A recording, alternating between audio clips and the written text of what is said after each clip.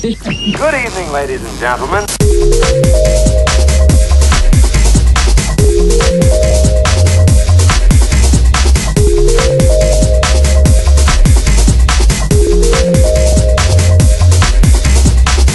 podcast. Hello, I'm Cypher and this is The Grudge, and we're here to talk about our new podcast. And in this podcast we will go on about new games, art, music, things we've been up to, and we're going to be covering new information on the latest instalment of the Ratchet and Clank series called A Crack in Time. We're basically going to discuss our theories about the teaser trailer and what will happen in the game. Now, for those of you who haven't seen the trailer, we really strongly recommend you go see it. The trailer begins with some guy giving a monologue about time and all this, like, ancient prophecy kind of thing. And then at the very end, it's revealed the guy's talking is some kind of Lombax warrior, from what we can tell. Brand new character of the series. So, this has raised quite a few questions with the fans, considering that Insomniac revealed a plot twist this early on in the game's development. Obviously, for those of you who played Tales of Destruction, we know the Ratchet's the last Lombax in the known universe, so loads of people have been wondering like who this guy is. Loads of people have been saying it's like his dad or someone else that's come from the Lombax city that travelled in time due to the time theme of the game. I personally agree with the important person theory, because Clank has already said that Tachyon had no lie in his voice when he said that Ratchet's father was killed. And also, if you look carefully at the watch that this guy is holding, you'll see a picture of this guy and another Lombax that looks similar to Ratchet, but not exactly the same. I most likely think it's just some important elder person who's probably used time travel to come warn Ratchet of something or to try and stop the Zoni doing whatever it is they're up to. Also, from what I've seen in the trailer, where this character is describing time itself, and when evil can use it to bend it to their will. Some of us know who have played Tools of Destruction that the Zoni can travel through time, bend it to their will, and change time itself, in fact, that I've heard. And basically from what we've been left off with in Quest for Booty is Dr. Nefarious, who starred in Ratchet and Clank 3, Up Your Arsenal, has made a comeback, and he's basically with the Zoni in their dimension who have Clank. It doesn't really take much to kind of see where it's going to lead to. He's going to take the Zoni and possibly control them and do something in time, possibly kill Ratchet, which can cause a paradox, and possibly that might happen, it might not. So we have to see. The theory about Nefarious trying to control the Zoni is really interesting, but what I think they've done, because if you listen to what the Zoni say in Quest for Booty, they say the Doctor will be able to pay her. It's almost as if they've hired him. So it's like the Zoni are probably going to try and control Nefarious, even though Nefarious is probably going to twist that round so it's to his advantage. So I don't think Nefarious is going to be probably like the main villain in A Crack in Time. I think he's just going to be like a sub-villain, but the Zoni definitely going to be the main bad guys for me. They've kidnapped Clank, even though they've tried to help you, they've done it for their own reasons. And there's a lot of things you really need to find out about them, so I think they'll be the main villains.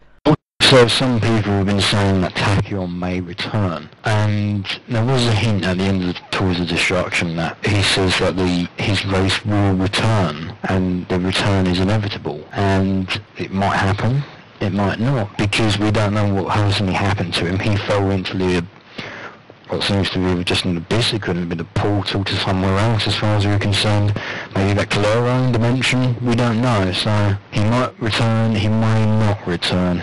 Okay, there are our theories for the new Crack in Time. Now we're going to talk about some of the games we've been playing recently. I'll start off.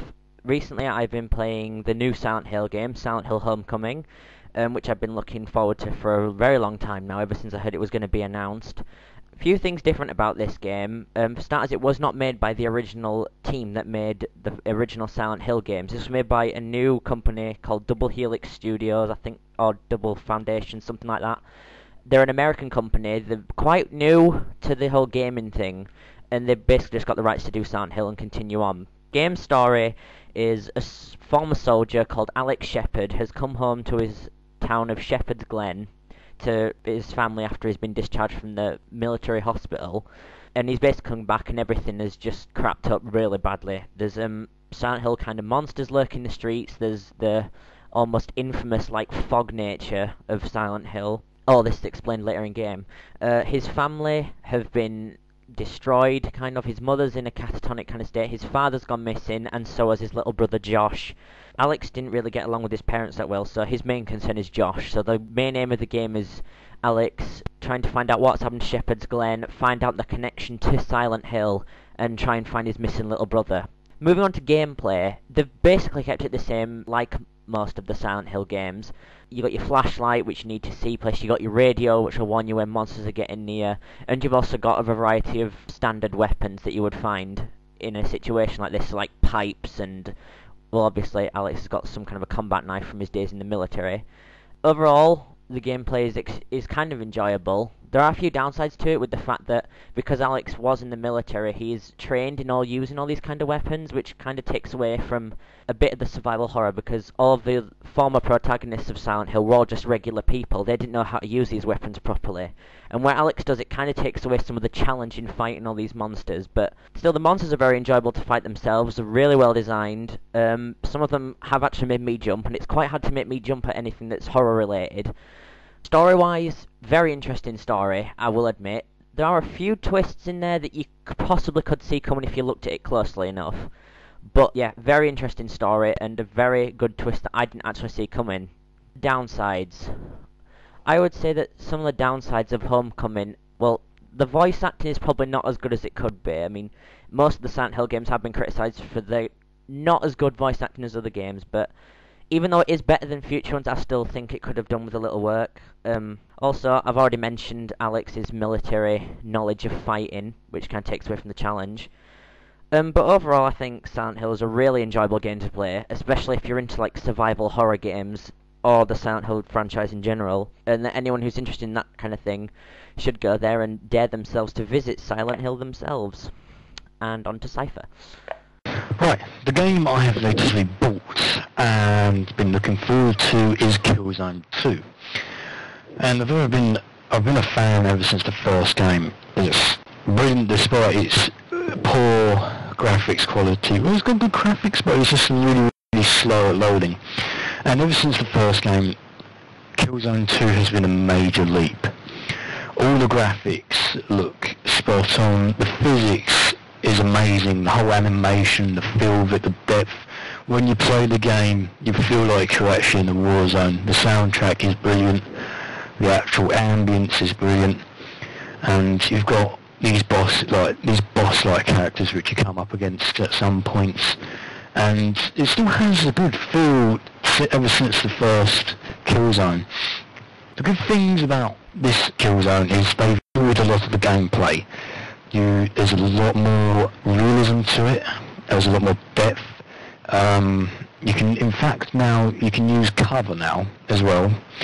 So instead of like crouching behind something, you can actually dig in and lean over, lean around, and actually shoot.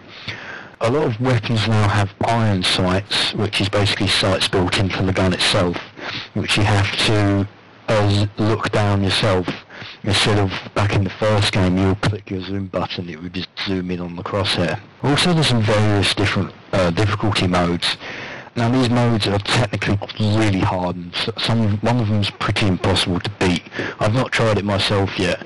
Some downsides about the game is the first Killzone, they had, with all of their weapons, they had a secondary fire option, so the secondary fire, the gun would do a different shot. So with the Hellgas battle rifle, it would shoot a shotgun cell, and the RSA battle rifle would fire a grenade. Now that button has been replaced with a cover button, so you no longer have the secondary fire option. With the story, if you look at the introduction movie, you're thrown right into this situation where the ISA are going off-world to invade Helgen, and basically the Hellgas are completely kicking their ass because they're badass as they are. And you're thrown in from there, and it's one big struggle to capture Governor Vasari. And overall, I find the game was really enjoyable. It's got a very good length. It gives you tons of playing time. I think it took me, I'm thinking, 9 hours to complete, normally, first playthrough. And it gives you plenty of challenges. It gives you things to figure out, how to defeat these bosses, how to get past these obstacles. And it's really, really good fun game to play. And it is well recommended to buy on the PlayStation 3 if you own one. So, that should conclude our podcast for now. Thanks very much for listening. I'm The Grudge. That was Cypher. Goodbye.